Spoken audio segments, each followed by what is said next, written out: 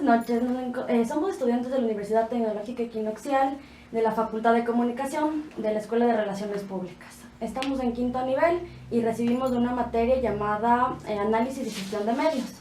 Es por eso el motivo de nuestra visita, porque queremos conocer la relación que existe entre el periodismo y las relaciones públicas.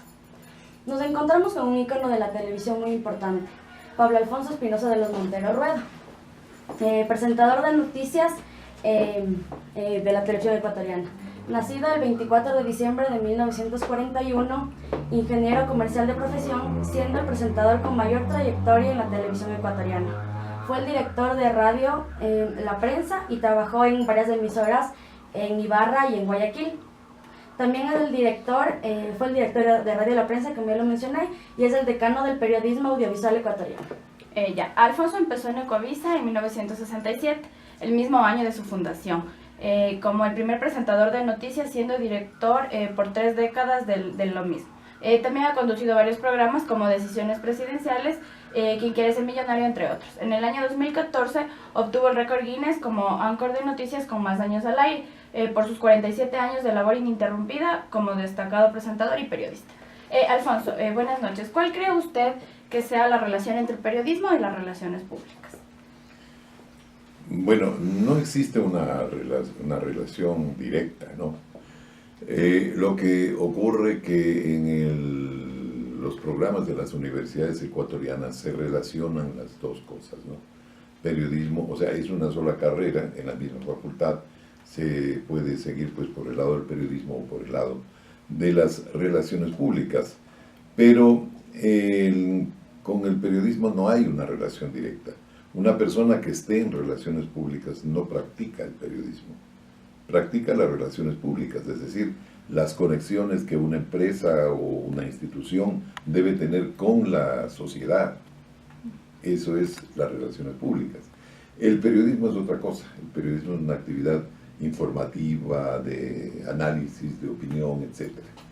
Esa es la ¿Alguna vez usted trabajó en el área de relaciones públicas? No, la verdad que no. Yo nunca he trabajado en relaciones públicas. ¿Sabe usted cómo un medio de comunicación consigue los contenidos informativos? Eso sí, pero eso es otra cosa. Eso no es relaciones públicas. Claro, eso ya es periodismo. Entonces, en el caso de la televisión, que es donde yo más he trabajado, los contenidos se definen en un proceso de búsqueda de información, de relación con las fuentes que normalmente están produciendo noticias, y del interés que los periodistas en sí ponen para buscar esas noticias. Porque lo que se hace en un medio de comunicación es informar sobre todos los hechos que al público le interesan. Entonces, para saber lo que al público le interesa, hay que acercarse al público. A veces no basta acercarse a las fuentes. Es decir, uno debe ir a las fuentes cuando ya tienen claro qué es lo que el público quiere y espera de nuestro servicio informativo. ¿Considera usted que sí existe un apoyo de relaciones públicas para hacer este trabajo? Existe un apoyo del lado de relaciones públicas de las empresas o instituciones que, digamos, de las que de alguna manera el medio de comunicación requiere. Es decir, si nosotros necesitamos una información del Palacio de Gobierno, de la Presidencia de la República, esa es una fuente. Y ahí hay un personal de relaciones públicas que manejan la relación con los periodistas. Si necesitamos una entrevista, entonces pedimos a través del Departamento de Relaciones Públicas. Hay ese tipo de relación sí, y en ese proceso las oficinas de relaciones públicas de las instituciones sí nos ayudan mucho. Y es la forma como también las instituciones oficiales canalizan su servicio informativo. Si ellos quieren informar algo, convocan a una rueda de prensa y lo hacen a través del Departamento de Relaciones Públicas. En su tarea periodística, ¿conoció usted a un relacionista que le haya ayudado en su labor? Claro, a muchos relacionistas públicos, en las oficinas públicas sobre todo, muchas personas a las que nosotros hemos recurrido para solicitar una información o algo, y ellos nos han ayudado con mucha voluntad porque son personas que se dedican a eso. O sea, un funcionario de relaciones públicas tiene la obligación de ser un lazo entre el periodismo y la institución a la que está sirviendo. Entonces, puede haber de repente situaciones incómodas o algo, sobre todo porque en las instituciones de gobierno, porque de por medio siempre está la política, hay gobiernos que no les gusta tal o cual medio, qué sé yo. Pero no, en general yo he tenido siempre mucho apoyo de parte de los relacionistas públicos. Y usted, siendo una persona tan conocida y tan importante en el país, ¿ha contratado un relacionista público para que gestione su imagen o no? No, la verdad que no he sido muy preocupado de eso, ¿no? Hay personas que sí lo hacen. Alguna vez una empresa de relaciones públicas me ofreció, pero la verdad que en la práctica no necesito. ¿Por qué? Porque el canal tiene Ecuavisa tiene sus propios medios para trabajar en asuntos de imagen de sus periodistas. Entonces, no he necesitado una persona expresamente para eso. ¿Y qué hace Alfonso Espinosa de los Monteros para mantener una imagen de credibilidad ante el Ecuador? Trabajar. Trabajar bien. O sea, el periodismo es una actividad que exige mucho, es una actividad muy sacrificada, exige una vocación muy grande y además las tareas periodísticas implican seguir principios éticos, tenemos códigos de ética, códigos deontológicos, etc. También seguimos los procesos 100% profesionales del periodismo sin mezclarnos con ninguna otra cosa. Entonces, si uno hace un trabajo de esa manera, que significa un trabajo de dedicación al público, que es lo único que nos interesa, entonces la gente aprende a confiar en uno. Entonces uno crece en credibilidad. Pero es un asunto de manejos éticos, de manejos profesionales en cuanto a las técnicas que requiere el periodismo, por ejemplo, el periodismo de la televisión, en fin, para hacer pues un buen producto, poner en la pantalla un buen producto, un noticiero con los contenidos que la gente quiere saber, quiere conocer, quiere ver, quiere escuchar. Entonces, el hacer un trabajo y esforzarse en hacerlo bien, a uno le repercute inmediatamente en credibilidad alta, que yo he tenido esa suerte, ventajosamente el público confía en mí. Ya, usted, como dice, uno trabaja y debe seguir ciertos códigos para tener una buena imagen ante el país. ¿Usted cree que algún personaje público del Ecuador le hace falta un relacionista público para tener más credibilidad?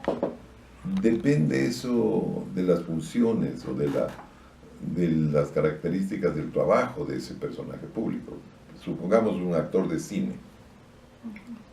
Un actor de cine puede necesitar un relacionista público que le conecte con los medios, que le ponga con la publicidad, que le trabaje, no sé, con el Ministerio de Cultura, no sé, con instituciones ligadas a su trabajo. Entonces puede necesitar. Los políticos necesitan regularmente, ellos siempre tienen relacionistas públicos, personas que les manejan también la relación con los medios de comunicación y dentro de su esquema pues sus labores muy propias de la política, ¿no? Entonces siempre hay personal de relaciones públicas que está ligado a la actividad de un funcionario público o de un personaje público. O sea, relaciones públicas va con personaje público. O sea, una persona que hace una actividad eminentemente privada puede no necesitar un relacionista público, pero alguien que está trabajando con la gente, con la sociedad, sí necesita esa conexión. Muy bien.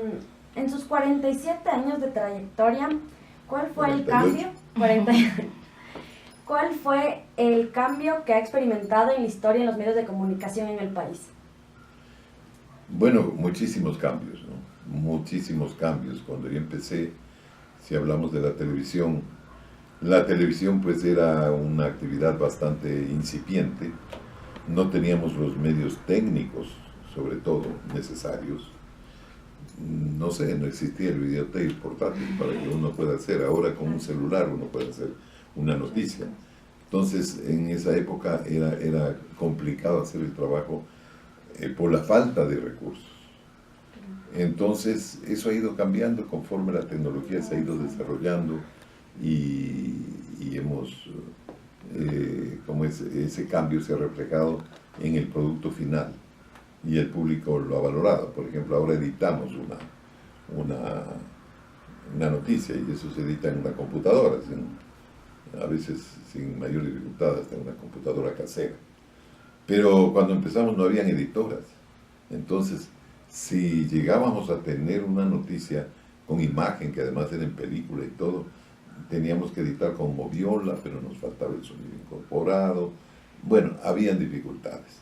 Pero pese a eso logramos hacer un buen periodismo y fuimos creciendo tecnológicamente, pero haciendo crecer la calidad de nuestro producto informativo.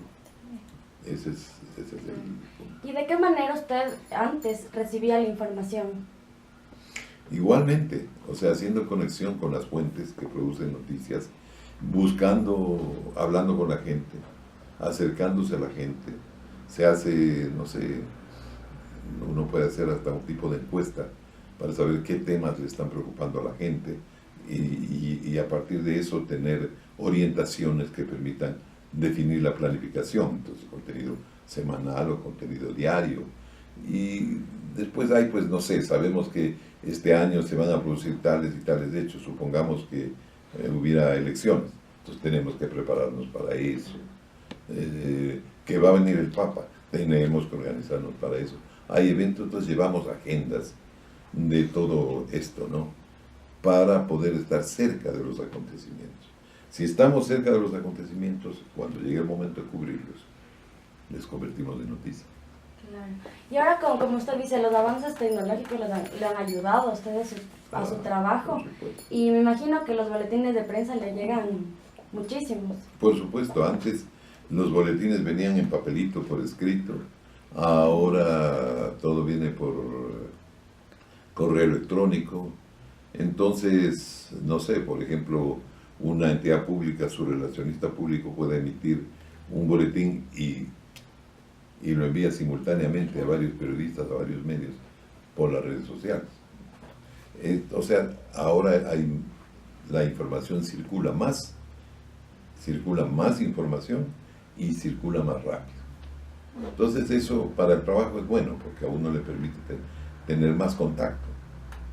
Entonces, a veces hay informaciones que ya las conocemos sin necesidad de que se haya producido una llamada telefónica, por ejemplo. Supongamos queremos saber algo relacionado con educación y llamamos al Ministerio de Educación a preguntar, pero a veces el Ministerio se adelanta para decir, no sé, supongamos que tal día no va a haber clase.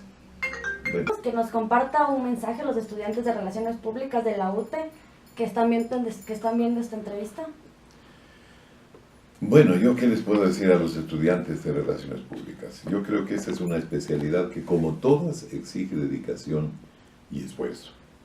Entonces, si ustedes están en esto y si han abrazado esta carrera, es porque tienen vocación para ello.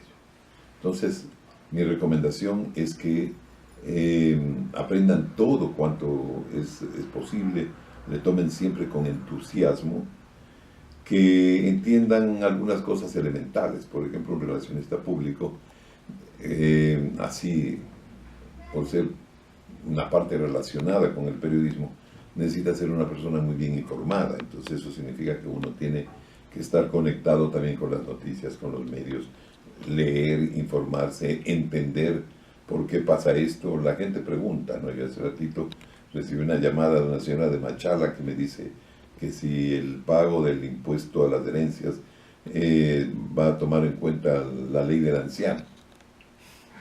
O sea, yo sé que no, entonces le dije que no, obviamente, pero uno tiene que saber todo eso para poder informar.